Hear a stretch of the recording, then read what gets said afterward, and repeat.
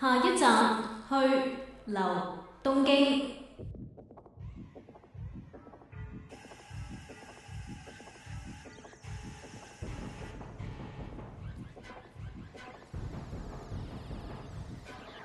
陰雲密布，吹緊北風，一片憂心之下，為求自保，一街都係口罩同擔遮嘅男女。有啲人都戴口罩啊、擔遮咁樣，擔心會唔會覆到啲輻射呢？係隨住啲風或者即係落雨咁蔓延到嚟東京。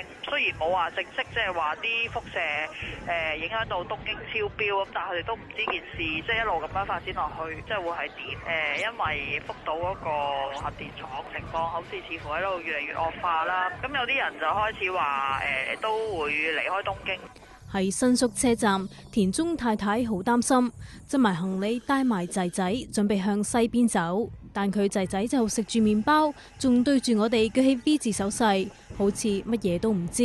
喺東京去大阪嘅新幹線上面，逼滿平靜大同忙嘅東京人，亦都有外籍人士陸續撤走，擔心大恐慌，要走就太遲。就是每天會很擔心，因為很近很近，對，所以就是可能隨時都會飄過來這樣子。那你們怎麼決定呢？所以我們就是會出門都會戴，一定會戴 mask 口罩，對，然後就是戴帽子，然後盡量不要讓皮膚接觸空氣。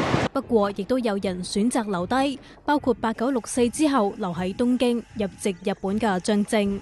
咁佢話呢啲傳言嚟嘅喎，即係政府都冇咁講。問佢話咁你唔驚即係有關方面可能隱瞞咗喎？佢就話即係都信得過啊，因為即係呢度始終一個民主國家，一個執政黨都唔會即係唔可以亂嚟。